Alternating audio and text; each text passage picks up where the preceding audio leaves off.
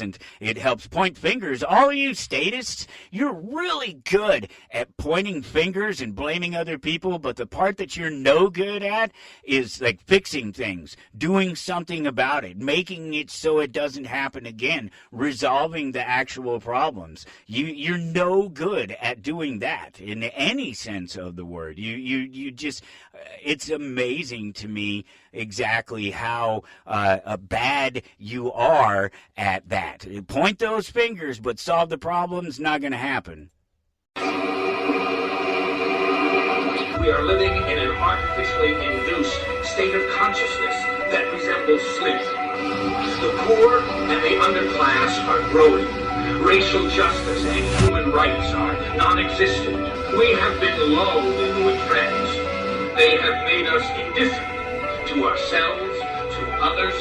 We are focused only on our own gain. That is their primary method of survival. Keep us asleep, keep us selfish, keep us sedated. You're listening to Toward Anarchy on the Republic Broadcasting Network. Here's your host, Michael Storm.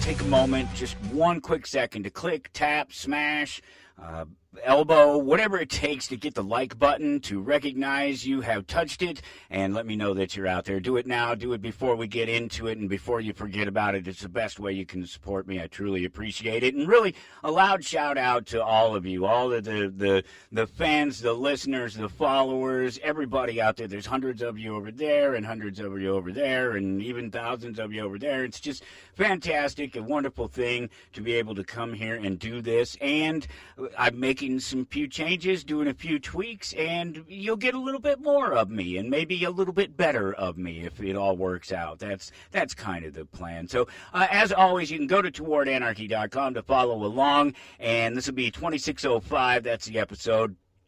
And while you're at towardanarchy.com, look for that place to subscribe for the newsletter. I'm still giving out a copy of Economics in One Lesson, giving out one copy each month until I run out of them, and I have enough of them that I'll be doing it for a long time, let's just say.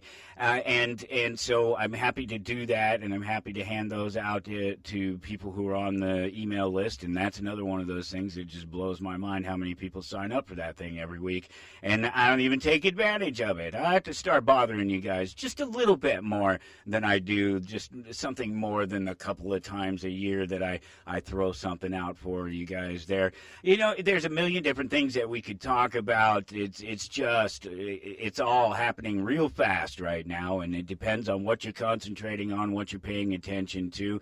Obviously, there are some things that stand out more than others, and I guess those are the things that should get the extra attention. Those are the things that we should take the time to look at them a little bit deeper than maybe just, and consider them, and not even look at them maybe even in terms of what they truly are, or trying to determine what they truly are, but to get more out of it, the important points, the salient points, the things that make it worth discussing the thing, other than just arguing about it, rather than just having some pointless conversation. There be some attempt to come to an understanding through the importance of the things and ideas that come up around an event, maybe not so much the event themselves. And so we'll see how that goes, and just give it that effort. I mean, there are, again, just so many things that we can talk about,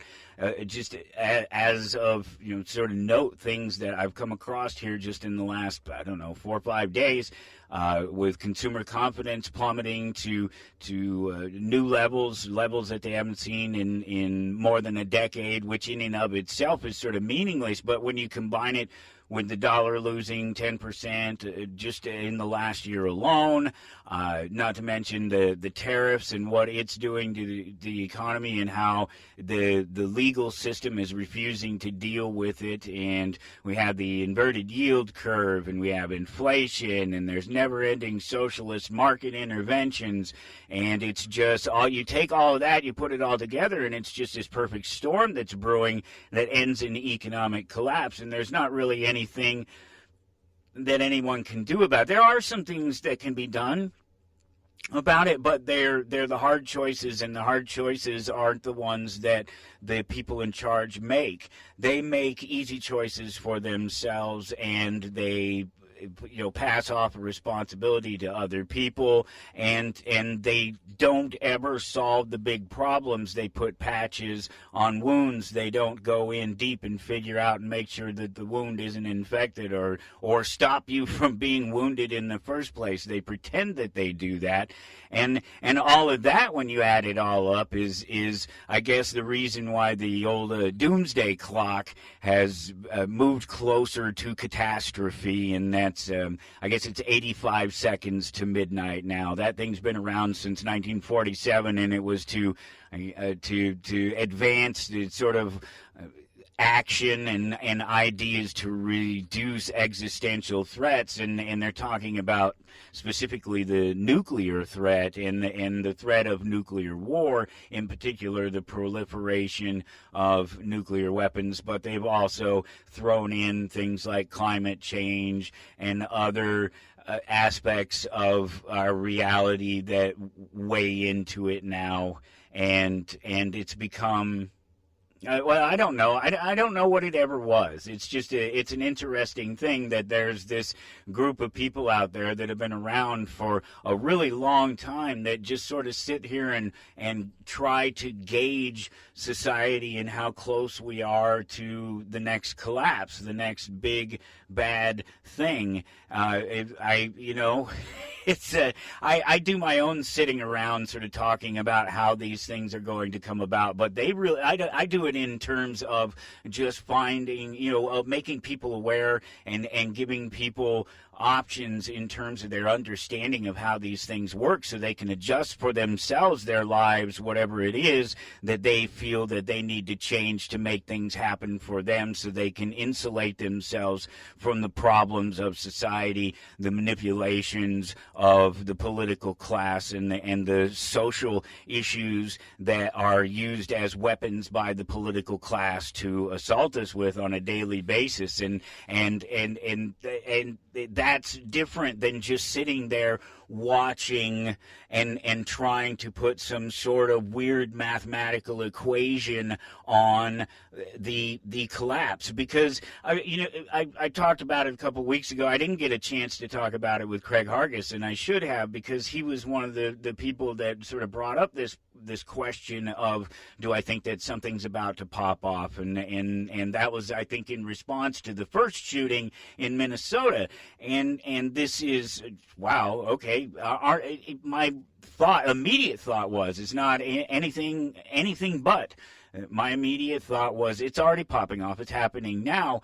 And the reason that I think people tend to ask a question like that is because they're looking for a catalyst. They're looking for a particular event. They're looking at something like the second shooting in Minnesota here and saying, well, is that it? Is that the line? Is that where it's crossed? Well, obviously it's not, because nothing has been done about it. Nobody attacked the government. Nobody threw the bombs out of office. There's no guillotines rolling down the streets. There's no heads rolling down the streets from the guillotines either way. That's not happening. So nothing has changed. Nothing is being done different. And so it's not. There is no catalyst. There is no one point. There's no shot heard around the world. None of those little euphemisms to describe what is happening: the loss of freedom, the loss of liberty, the loss of individuality for the system, in particular the political system and the rich in the political class, those that sort of hang out on their coattails, and worse, the rest of you voters, you dumbasses who actually give them the power that they have, and then won't do anything about it when something happens. It's very much your fault, is what I'm getting at. As voters, it's your fault. All of this. If you don't like what's happening now, it's your fault. It doesn't matter whether you're left or whether you're right. Neither one of you, neither one of your parties, none of you voters, none of the political class have changed anything. You've done nothing to improve society. None of what you see around you is here because of you people in the political class manipulating the economy and threatening us people. They just as individuals, just always out there robbing us and taking from us and telling us that we have to fall in line and follow your orders.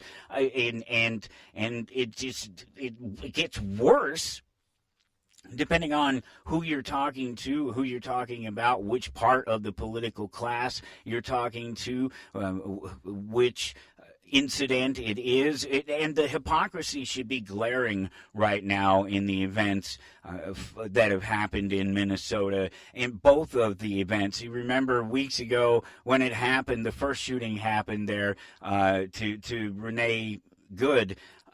Remember what I said is as soon as people started saying something about she shouldn't have been there, it instantly clicked with me that these are the same people that said that Kyle Rittenhouse had a right to be where he was at, regardless of why he was there, and that he had a right to be armed when he was there. And even in a situation where obviously there's police and it's out of control and it's dangerous and someone could get shot, someone could get harmed, and there are other people with guns and things could happen, and they fully supported him. And then the second shooting happened, and the same thing occurred to me because this guy's just carrying a gun. This guy harmed nobody. He assaulted nobody. He's out there on the street practicing something that you statists, all of you voters, claim is one of your rights and is core to your rights, and that's that right to be out on the street and to protest. And protest absolutely does mean to disrupt. If that's what the protest is for, that's the whole point of the protest,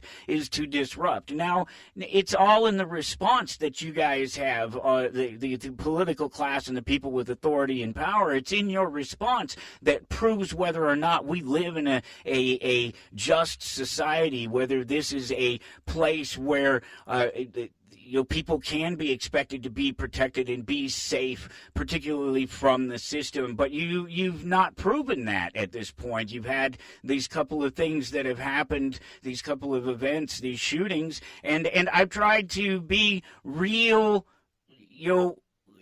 I'm always, obviously, when you come to me and you say a cop did something or somebody acting under authority, under color of law, something along those lines has harmed some individual for some bogus reason or some concocted political reason, not because that individual harmed somebody else and they needed to be stopped before they harmed the next person. That's what they're supposed to be there for. But instead, it's another one of these stories where it's just just some authoritarian murdering somebody. And of course, I'm on the side of the individual, and I'm on the side of what is right, not the system and the rule of law. I've talked about this before because the laws can be wrong. Remember the laws? Remember the laws that made slavery legal? Remember all of the things that we've tried to turn our back on as a civilized society and suggest that those things weren't right and that these things didn't work to change society for the better, that these interventions were needed, whatever they were, and these are social interventions, not wars. Wars didn't change any of these things. Wars can sometimes change the economy, and the economy can change what happens to the people and change how they view the world. But generally speaking, there just has to be a social shift away from these ideologies that a certain person can be dehumanized dehumanized by calling them a color or a sex or a gender or labeling them as illegal or immigrant or just with drug addict or whatever it is, whatever these things are that dismisses the humanity. You guys, you haven't done anything. None of what you've done, none of you voters on any side of these issues has changed any of these things, has stopped these things at all, and they've not driven positive social change. If you think that's what is happening right now down on the streets and with the masked men out there, that if you think this is a good thing, then you're a very short-sighted person. You're a very blind person, and you're probably not a pretty sharp person. You're probably not really smart. I bet you think you are. I bet you think that you're very smart. I bet that you have your metrics by which you can prove how smart you are. But the fact is that when you support authoritarian measures of the state, you support the state. Not the state of things as they are right now. The state, that system, whatever power you give it, will soon be used against you when somebody else takes control of the system. That's what I mean by short-sighted, and that's what I mean by you're probably not very sharp, you're not very smart, because if you can't see that, then you can't see all of the other problems that stem from the political class and its ability to do what it does and the power that you give it. And so I thought today that I would do an anarchist audit, an actual full anarchist audit of the events of Minnesota Ice. And that's not a hockey team, although some of the people are wearing masks in this little competition. Now, I'm talking about the events in Minneapolis and ICE and the related authoritarians, Border Patrol, whoever it happens to be, that are out there on the street under the guise of wrapping up these illegal people, these dehumanized people, and I will set aside, we have to set aside, because you're not going to listen to any other argument if you're still caught up in the notion that these people are criminals because they've crossed a line. We have to get rid of that notion right away. You can't be a criminal for crossing an imaginary line, even if it's another state, unless, of course, and see, property lines, that's not an imaginary line. That I can go right out to the edge of my property and say, this is my property. This is where my control of property in the area ends. This is it. These are my borders. Those are real things. These are, when you take the state and you put the state in that place and you say that the state has an authority to control its borders, well, the state doesn't have borders. It has its temporary lines drawn on a map that change with political whim or social whim or war.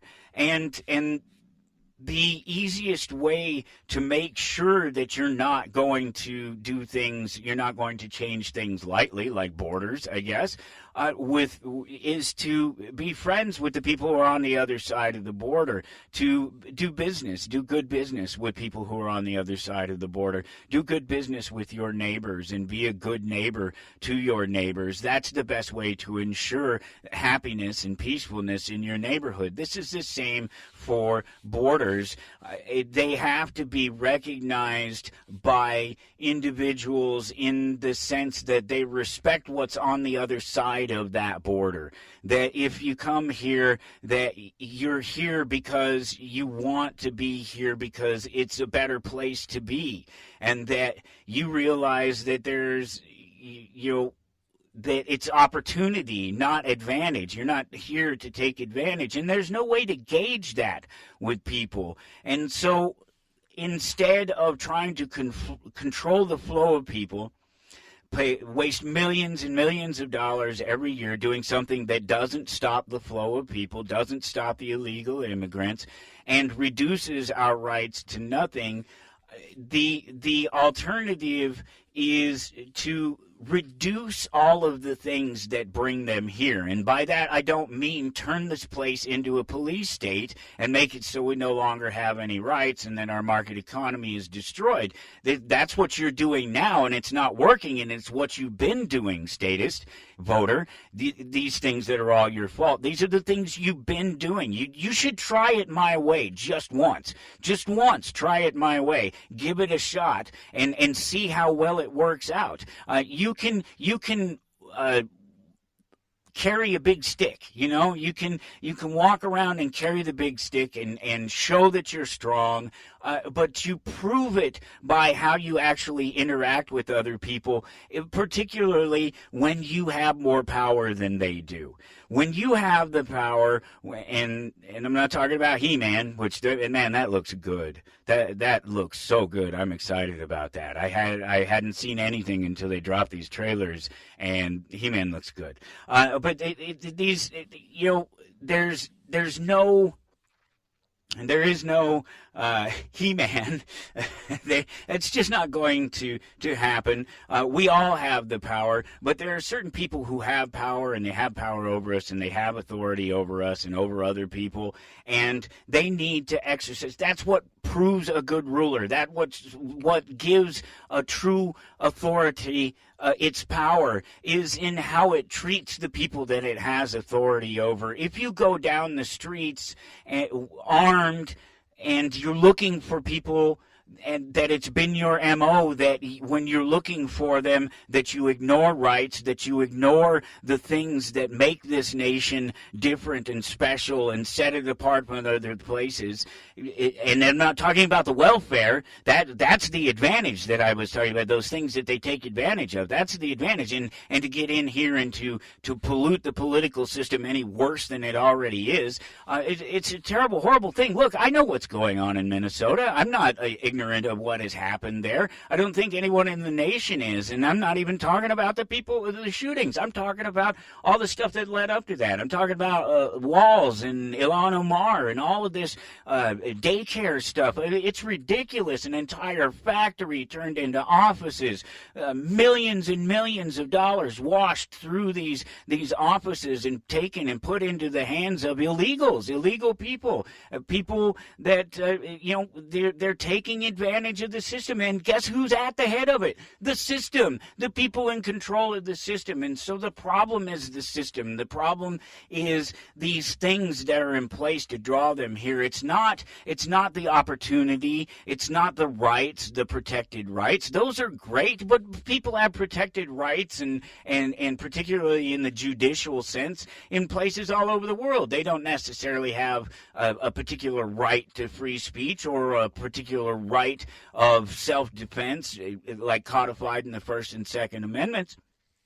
But they have the right to be who they are, and they have the rights to walk around their streets and generally conduct business with whoever they want to and interact with whoever they want to, as long as they don't do so violently or fraudulently without being accosted by the police. And so you have these guys that aren't police. They're an anointed, appointed group of armed, masked thugs and murderers and scumbags that are happy and willing to collect a paycheck, ignoring your rights. Your rights. I don't care. I don't know how many times I have to say that. I don't care. I never have. There's nothing about my life on record here as a speaker or in real life on record with the state, in my actions on the streets as a youth, coming up as a man. There's nothing about me and my reality that suggests that I've ever cared, since before I was a preteen, that I've ever cared about these imaginary protected rights that you have, because you guys will throw them out the window for something like this. You're afraid of brown people coming over here, taking jobs, getting on welfare, and so you are happy to give up your rights for that? You're happy to sacrifice First, Second, Third, Fourth, Fifth Amendment all of them, they're just going away, disappearing further and further every day. And you have this group of people that comes marching down the street, and it's their MO to ignore the protected rights, the things you people value so much, especially you conservatives. You guys are the guys that run around saying things like guns don't kill, that people kill, right? And unless some fool, some scumbag with a slave driver's badge and permission to round up anyone who's not part of the system, who's not going along with the master's rules, murder a man in cold blood right on the street after they assault him, after they assault a woman, after they ignore the basic rights that you love so much, disarm him with no valid reason to do so after assaulting him for no valid reason, because again, you have to get back to the part of it. But no, you guys, you did this. I'll come back to that. The whole Second Amendment thing and the rights and the taking a gun to a protest. I've been to many, many protests, and I didn't take my gun. Why? Because I wasn't looking to get into a fight, and also these are hot zones, and I get it. These guys, it's crazy. I get it. I think it's crazy for somebody to take a gun and go out there on the street and try to even peacefully get in the way of these criminal scumbags, these guys that don't care about rights, they don't care about life, they only care about your so-called rule of law. They will murder anybody. And it's a horrible, horrible thing to say, but all of you who are laughing, all of you who are making the jokes about good and pretty and all these people, you're dismissing their basic humanity. You've imagined all these other wrongs that they've done to not you, not at all, you. And you're dismissing their humanity, and you've decided that it's okay to kill them. You no longer have any responsibility for it. You never had any responsibility for it. You think it's okay. You laugh, you point fingers, you make excuses, you sacrifice liberty, you sacrifice individuals, and I think that the only way you learn is if ICE kills somebody you love. They come to your town and they murder somebody that you care about. That's the only way you'll learn. And that's not going to happen to most people. And I don't really wish it on people.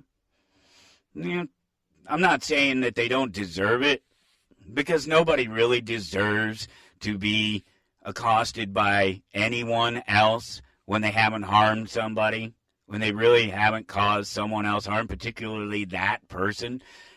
So it's hard for me to at all have any sympathy for someone who cheers on authoritarians, someone who's there laughing at the ill fate of others who decide to stand up against this system that you think is so important and is so great. And the reason that it is that way is because people stood up and demanded that they be recognized and that they be protected from people who are out of control, that they can't, that there's no such thing as the system having a sort of unilateral approach to any individual or other states or other places and people anywhere.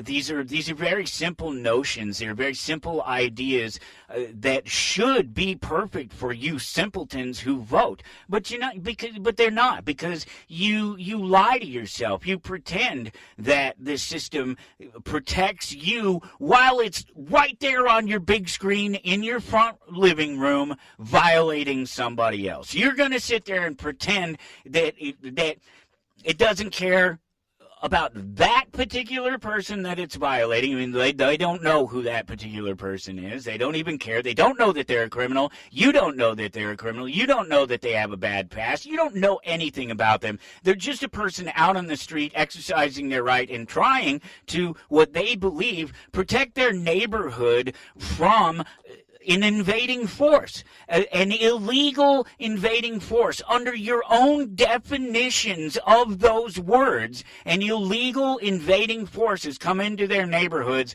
and they want to protect it. They want to protect their neighborhoods. They don't even know about these other individuals and people that you're after because they don't even know who you're after in most of these cases. Oh, they point to afterward. A lot of times they'll come through and they'll point to something. I get so sick of you statists, whichever side you're on, and how you use what a person is that had nothing to do with their demise at the hands of the state to excuse why it was okay for the state to murder them.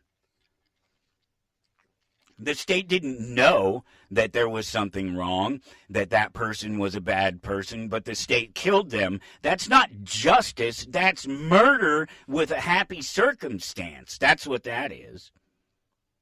You don't agree? Put somebody else in that position. Put me at the front of that vehicle and that lady trying to run me over, Nicole Good trying to run me over. First of all, you have to be retarded, literally retarded, mentally or physically, to be hit by a vehicle at close range like that. That's it. Or you don't want to get out of the way. You want to make it look like it's an issue so that you can shoot somebody in the face 3 times, 2 of them from the side. You know what? That's excusable. If I did that, would I get away with it? Would I say she was going to run me over? Wouldn't they say, didn't you just step out of the way? Isn't that even part of their own rules when it comes to these authoritarians, these police, whatever they are? ICE, I mean, it's almost in the word. Border Patrol, whatever they are, they're policing. They're acting on color of law. They're acting as if they're police. They're acting as if they have the right to run around our streets and to treat us like we're nothing, that we have no rights, that they can do anything they want to. What part of this isn't coming across? That's what I don't get. Nobody should be supporting this. Nobody should be supporting masked, armed men coming into our communities, killing people at will, locking people in cages, taking children, even if the children were left behind. Well, why were they left behind? Well, maybe because they had to run from the guys with guns and the armor and the masks. I'm not sure. I don't know. Maybe, but it's just maybe. But it's so much that just proves the point that I'm talking about in the terms of you guys who use an excuse after the fact. Use every single excuse to excuse murder. Every reason you can find to dehumanize and devalue people and make yourself feel better. Make yourself feel good about the things that you support doing what they do, the people that you support doing what they do, and the results that they produce, the destruction that they produce, the loss of life, the loss of liberty, the money that it costs to do it. None of these things are consistent with conservative values, but here we are, 37-year-old Renee Nicole Good murdered by a retarded cop who refused to get out of the way, or, he was retarded and he couldn't get out of the way, because that's the only reason that you couldn't get out of the way of a basically parked car at close range. You just, I stepped over to the side. Oh my, I'm out of the way of the slow-moving vehicle. Oh, darn. Again, if I did it, if I shot it, look, You're talking to a guy, again, nothing about my life suggests that I don't have experience with these things or understand things. One, running somebody over with a car. Two, sticking a gun in somebody's face when they deserve it. Three, not shooting them when they back down. Not shooting them when it turns out that they don't have the same power and force that I do, that they can't equal my force, that they're no longer a danger, that they backed away. I'm not shooting them in the back as they run. And still, the state has tried to prosecute me repeatedly, over and over again. Every time somebody exercises their right to defend themselves in this nation, the state comes after them and goes after them. And you guys cheer it on. You say it's the rule of law. It's the way it should be. Unless, of course, there's a badge behind it. For some reason, you guys are blind to the idea that authority can be bad. You think that only left authority is bad, and left authority thinks that only right authority is bad, and you're both clowns. You're both wearing big old clown shoes and honking your big old clown noses, because I don't mean to insult clowns. I really don't, because even clowns are better than you guys. You voters, you people who support this. I'm so sick of it. I've lost so many friends, told so many people to just stay the hell away from me because they devalue life. And I've done, I get so sick of well, you didn't say anything. The hell I didn't. I said something every single time, and I'm on record about saying it every single time. It's ridiculous. I am the responsible gun owner. I am the responsible person. I am the example out here for people with power over other people who makes good decisions about stupid people's lives. And I'm just a normal person, but I'm expected to be that way. Trained professionals aren't expected to be that way. People beholden to the actual laws of this nation, whereas I am not. I don't have to recognize anybody's rights because I'm not the state. I only have to recognize the consequences that I might have for trying to treat people as if they don't have rights. That's what I have. The state doesn't even have that. It has a protection, so it can just ignore your rights and take away everything that you have, and you'll just sit there and cheer it because it's the rule of law. It's the right thing to do, and you'll do that, and you'll do that every single time, as long as it's a communist, as long as it's a socialist, as long as it's a progressive, as long as if it's the guys that believe in global warming, as long as it's those leftist, anti-capitalist, nuclear-hating, who, as long as you can put some other name on there to hate them and debase them and dismiss them and dehumanize them, you'll do it so you can excuse when your system, when the things that you support, kill them, murder them, take everything away from them. But you won't do that when they're getting in charge again, and they will.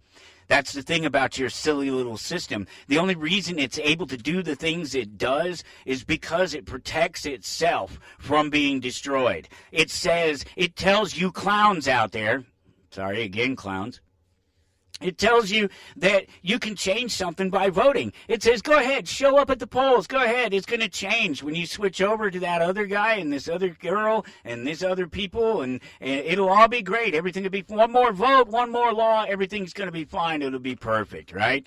And it's not. There's not even a history of it.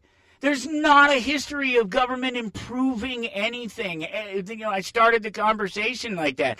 Everything that's around you, all that's been built up around you, has been built up around you in spite of government. It's in spite of controls, manipulations, thefts, taxation, whatever you want to call it. But you're going to sit here and you're going to cheer masked, armed men with a very loose definition and understanding of what the law is and what rights are and what it is they can and can't do, march through your city and just take anybody they want. That doesn't sound like a very good idea. Let's see, speaking of good ideas, none of these people are making good choices. That's why the people with power have to make better choices, especially if they want anyone to believe that they have a right to this power, that they should have this power, that there's some reason for them to have this power, that they can be trusted with it, that they're going to protect it, that they're going to protect us. None of that has been proven. So let's see. So yeah, so all of you, none of you are making good decisions. Let's just put it that way. Not Renee Nicole Good, not Alex Peretti, none of you. Not the cops, not Border Patrol, none of you. Not the state. None of you are making good decisions, or this wouldn't be happening. If you were making good decisions, if you had made ever once a good decision, none of this would be happening, because this doesn't have to happen in a free, open society. This is what happens in a society that's collapsing on itself. This is what happens in a society where the scumbags, the criminals, the people with authority and control have made off with all of the wealth, and everything is falling down around their ears, and the people are starting to get a little bit unruly. It's just a little bit unruly and a little bit of unrest. And that's good for the state, because then the state clamps down and the state grabs more power, and you clowns will sit there and let it and pretend like it'll all be different, it'll all be better the next time somebody else gets in office. Not proven, not once. So you're all making bad decisions. Let's see. Good was out there protesting, and like I said, you kind of have to be literally retarded, either physically or mentally, to not be able to get out of the way of a slow-moving vehicle at close range. It's ridiculous to suggest that that was a viable weapon as somebody who has had guns pointed at him. I know what a weapon is. I know what it is to actually fear being killed by somebody. And it wasn't because of the car. But whatever. I'm nobody, right? Nothing. My experience as a gun-carrying citizen making decisions about guns, having more power than people without guns, making good decisions about their lives and about their stupid choices. Who am I to say anything, right? Not me.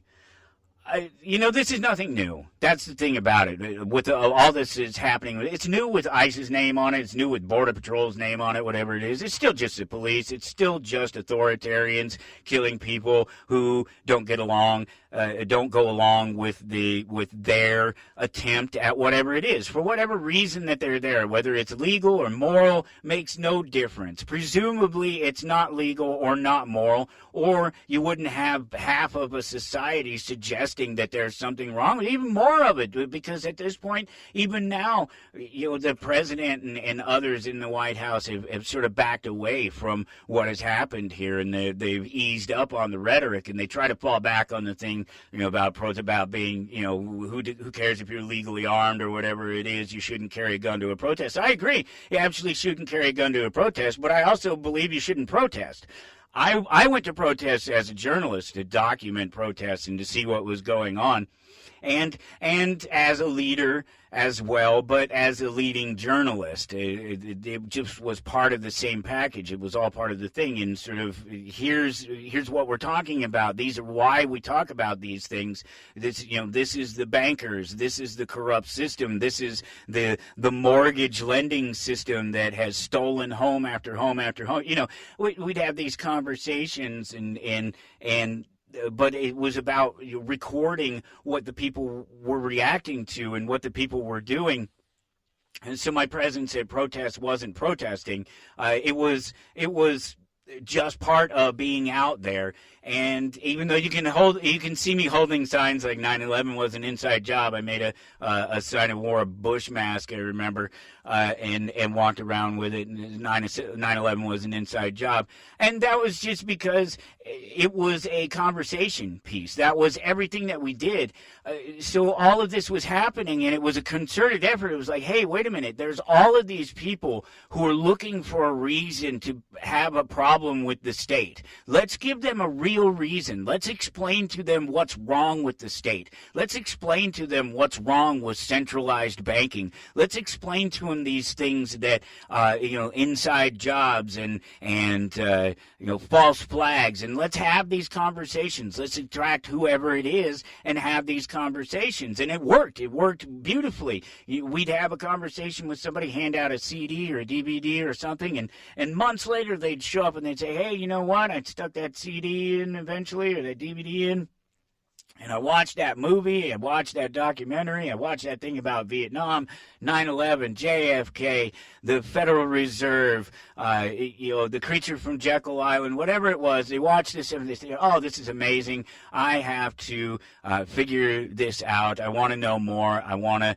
be active in a community that is understanding these things and that is actually having community, because that's what we were doing. We're coming together, we're discussing these ideas, throwing these things out there. This is what I believe has happened. This is what I understand. Okay, well, how does it relate to, the real manipulations, the things that are obvious? What conspiracy, what combination of things, events, ideas are real enough and tangible enough that they can be used as conversation pieces to bring people to the idea that there's better roads, and if nothing else, then to build the community within yourself, because that was what we always pushed, is that it was about the community, and we opened up our space to have people come in and visit with us and have the conversation, and we'd feed people in the community and have community gardens, and it was all just about growing community. That's really all it was about. But there's journalism too, and getting out ideas, because you have to expand on the ideas that brought people into the community, right? You have to take what's good and work with it and move forward with it. And that's why I'm no longer part of any of that kind of stuff, and haven't been for a long, long time, because so much of it was focused on conspiracy and 9/11 and shootings in schools and movie theaters in Denver and things like this, that partially from my being in and around that area had a better understanding of. But then I just have a better understanding of all of these things. I have a better ability, proven, to read and understand things, the reading comprehension, than like 96% of the population, if you want to get down to it. So there is a reason why, theoretically, I should be able to come to conclusions like conspiracy isn't really helping us solve the problems of the state. It really doesn't. It helps point fingers. All of you statists, you're really good at pointing fingers and blaming other people, but the part that you're no good at is like fixing things, doing something about it, making it so it doesn't happen again, resolving the actual problems. You're no good at doing that in any sense of the word. You just, it's amazing to me exactly how bad you are at that. Point those fingers, but solve the problems, not going to happen. Blame immigrants, blame science, blame color, blame anything but the system, the broken system that actually needs to be repaired, that needs to be addressed, the things that need to be fixed that would stop allowing people to come here that aren't citizens and vote and compromise our system and take all those jobs and get on the welfare. If they're taking your job, maybe you need to level up, and if you need the welfare, well, maybe you need to level up, and if you don't think these guys should be on welfare, nobody should be on welfare. That's the problem of the welfare system, not the people who come here and manage to get on it. You reduce, if people believe that the reason they come to America was because they had to work hard to succeed, then less of the people that aren't willing to work hard would come here. It's really that simple. You don't come here looking for a handout when there's no handout to get.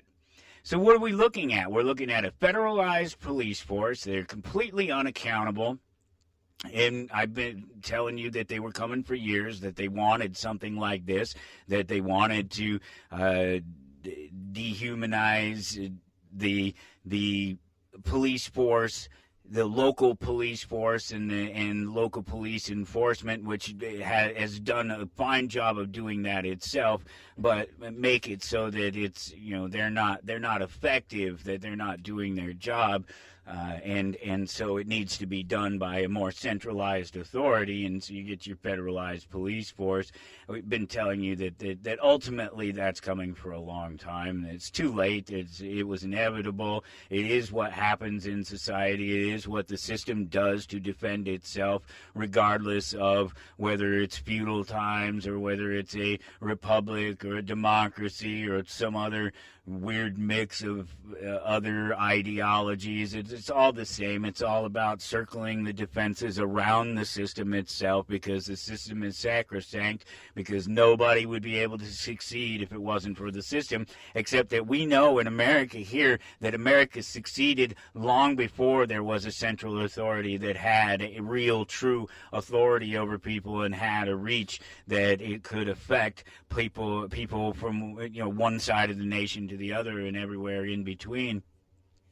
It was inevitable. It's inevitable. It's inevitable of every system, and it's absolutely your fault as a voter. It's all the voters' fault. It's voters, it's voting, it's democracy itself that's at fault. The very notion that you can take authority that you don't have as an individual and in a magical ceremony give it to somebody else that doesn't have it, and all of a sudden you can rob, cage, and murder your neighbors for any reason you want. And the sad thing about it is, in a case like this, it's obvious that these guys have no real authority, that they should not be policing the streets, that they cannot police the streets. They are, by definition, a standing army. They are the type of army that's the point of a standing army. What they mean by a standing army, and it's not just that the army is always there, it's that the army is internalized, and that it's the weapons of the army and the arms are used against the people, and that's why the people are supposed to be able to stay armed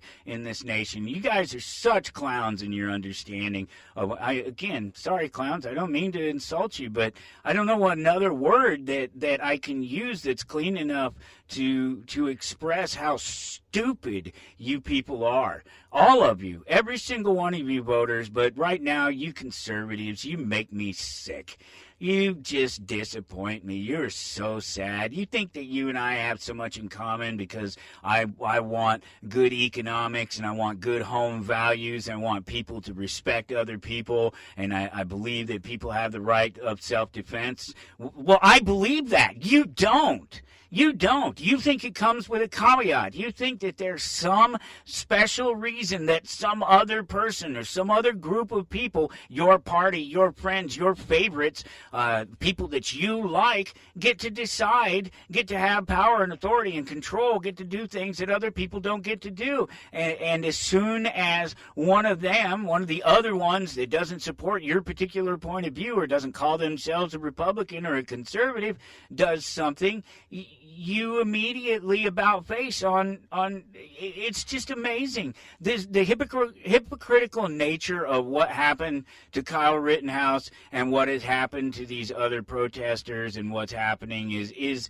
so glaring to someone like me who sits on the outside of it. I don't sit and judge you conservative from the left. I sit and judge you conservative from your conservative values as somebody who has held them, and has held them because they're human values, not because they're conservative values. They're fair values. They're honest values. They're what make this system work. But you guys don't actually believe that. I'm talking to every single one of you across the network right now. You don't believe it. You lied to yourself. You lied to everyone that you've ever cared about and loved when you said that you believed in your Constitution, that you believed in the right of the individual, that you believed in freedom and the notion of small governments and conservative governments. Bull. Bunch of BS.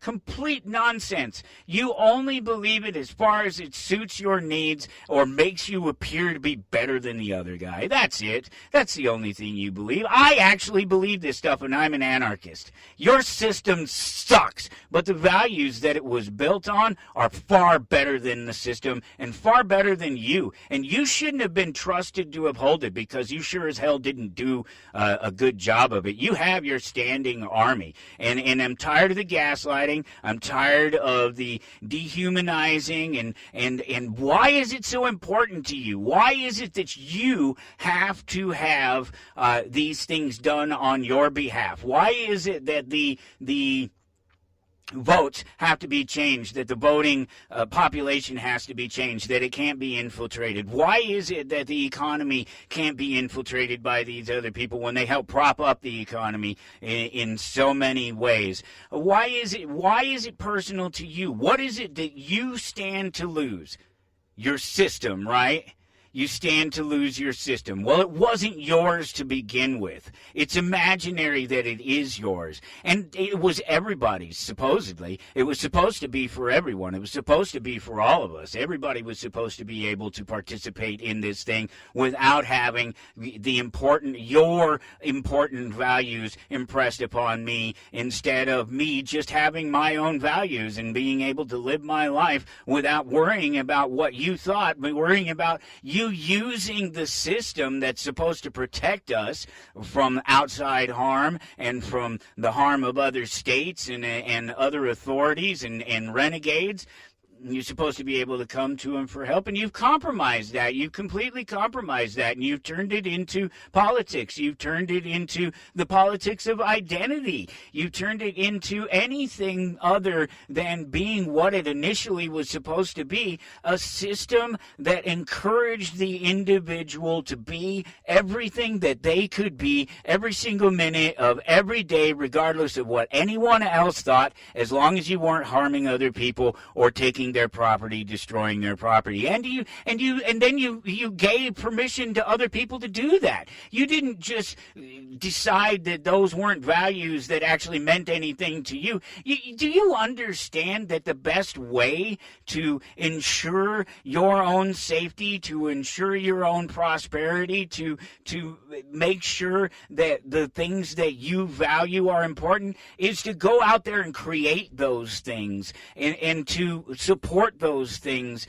openly and honestly, and not to force other people to see things your way or do things your way. Because that's the value of having any sort of morality or any sort of system based on any morality. What is it for if it's not for the most marginalized, the least capable of helping themselves? And by that I mean you retarded voters. You people, I have no sympathy for you. I really don't. You have what you have. You deserve it. It's yours. You bought and paid for it. And some of you will pay a lot more for it, especially as they continue to crack down on it. Now they were talking about this far left network on Signal Chat, and they want to monitor that, and they're going to use that as an excuse to silence and suppress people and to make it so that people can't communicate with each other, and even as they back off with this. It's these very Nazi-like statements and positions, this sort of you harm one of us and we'll burn the entire village down approach. That's what the Nazis did. That's what the Chinese did. That's what all of these dictatorial peoples and states of the past have done. They've made the system and the people that are beneficiaries of the system more important than the people that prop the system up. And they're sacrificial. All those people are sacrificial. That's what you guys are missing. That's what you don't get. And I don't see how you can't get that. I mean, when they're stealing phones and destroying evidence, and at least that's the claim, right? These guys have killed like 32 people over the last year, 20 of those shot, and they have no authority to do that. I argue the same with the police, and you should listen to me when I argue the same thing with the police, because they don't. They don't have the authority to do that. That's not their mandate. And if it is their mandate, then their mandate is wrong, and that they are now targets. They are targets not by morality even, by this system you love and trust and cherish so much. This system says that when people like this become tyrants, it's okay to kill them. It's okay to drag them out into the streets and leave them bloody and beaten and incapable of continuing to suppress and oppress and steal and lie and murder and cheat their way to their own comfort at the sacrifice of everybody else.